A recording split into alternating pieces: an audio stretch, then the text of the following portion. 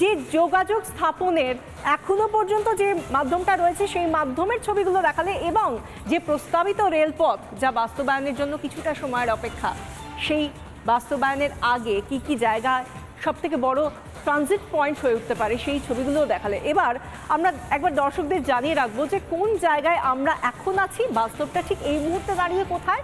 সেটা হলো শিলিগুড়ি করিডোর। এই প্রসঙ্গে বলতেই হয় শিলিগুড়ি করিডোর। আমরা জানি শিলিগুড়ি শহরের যে আশপাশের যে 20 থেকে 22 কিলোমিটার যে প্রশস্ত এই করিডোর, সেই করিডোর গোটা দেশের সঙ্গে উত্তর পূর্বের 7টা রাজ্যকে কানেক্ট করছে, জুড়ে দিচ্ছে। সেই করিডোরটার উপরই নির্ভর করতে হয়। যদি পূর্ব ভারত উত্তর পূর্ব ভারতে যেতে হয়, গোটা জায়গাটায় যদি যেতে হয়, তাহলে এই করিডোরের উপরেই নির্ভর করে যাতায়াত করতে হয়।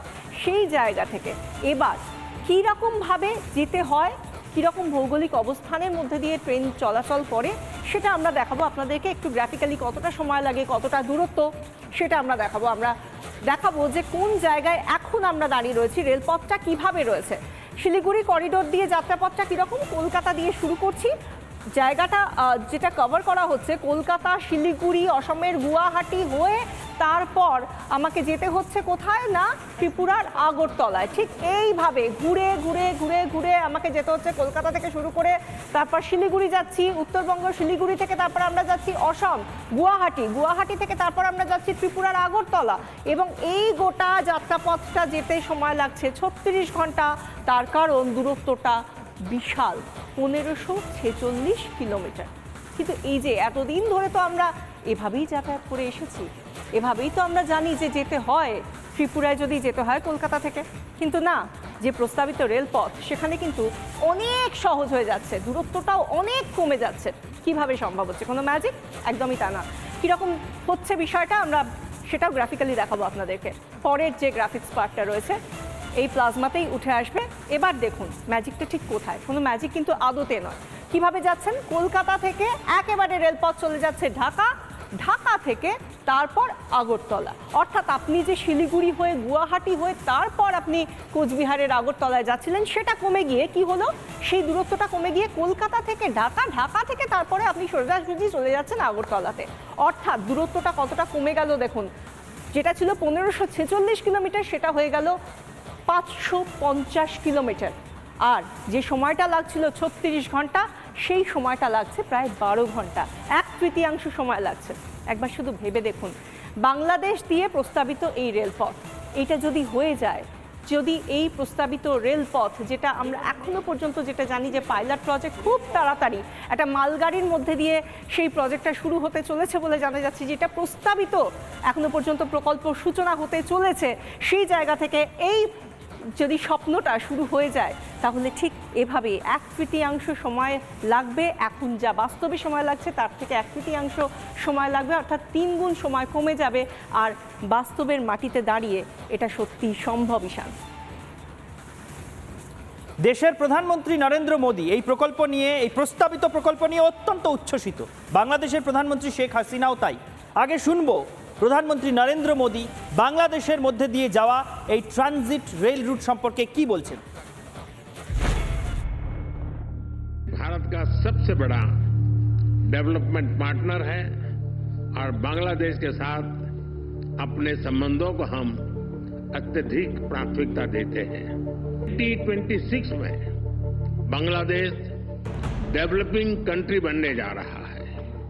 सोनार बांग्ला को नेतृत्व देने के लिए मैं प्रधानमंत्री शेख हसीना जी का अभिनंदन करता हूं। मुझे पूरा विश्वास है कि हम साथ मिलकर विकसित भारत 2047 और स्मार्ट बांग्लादेश 2041 के संकल्पों को सिद्धि तक ले जाएंगे। এই প্রস্তাবিত রেলপথ নিয়ে বাংলাদেশের প্রধানমন্ত্রী শেখ হাসিনা তিনি কি বলছেন শুনুন। এই ঘনিষ্ঠতা এবং বন্ধুত্ব এভাবেই গড়ে উঠেছে।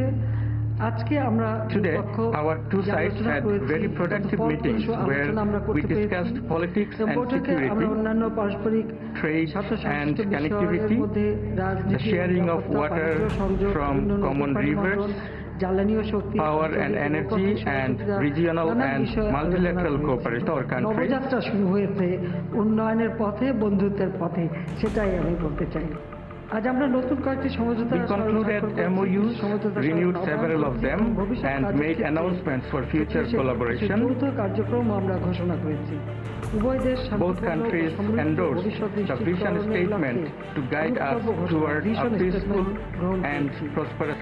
দুটি সমন্বিত রূপকল্পকে সামনে রেখে কাজ করতে আমরা দুই পক্ষই সম্মত হয়েছি। আপনারা দেখলেন দুদেশের প্রধানমন্ত্রী কিভাবে উচ্ছ্বসিত এই প্রস্তাবিত রেল প্রকল্প নিয়ে। কারণ আজ ভারত এবং বাংলাদেশ নিজেদের মধ্যে যেভাবে এই রেল যোগাযোগ মসৃণ করে তুলছে, সেটা আগামীকাল গোটা এশিয়াকে পথ দেখাবে।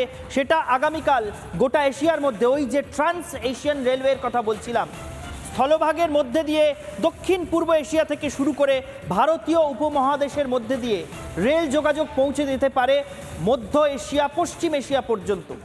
সেই স্বপ্নকে বাস্তবায়িত করতে পারে যে রেল প্রকল্প, তার সূচনা করে দিচ্ছেন নরেন্দ্র মোদী এবং শেখ হাসিনা দুজনে মিলে। কিন্তু এই প্রকল্পের বিরুদ্ধে বিভ্রান্তিকর প্রচারের বন্যা বইয়ে দেওয়া হচ্ছে গোটা বাংলাদেশে। বাংলাদেশ জুড়ে প্রথমেই সোশ্যাল মিডিয়ায় তুমুল সমালোচনা শুরু হয়ে গেল যে এই প্রকল্পে কেন রাজি হচ্ছে বাংলাদেশ সরকার। ভারত সরকারের এটা একটা চাল, ভারত সরকার এখন রেল ঢোকাচ্ছে, পরে ভারত সরকার বাংলাদেশের দখল নিতে চাইবে, সার্বভৌমত্বকে ক্ষুণ্ণ করতে চাইবে।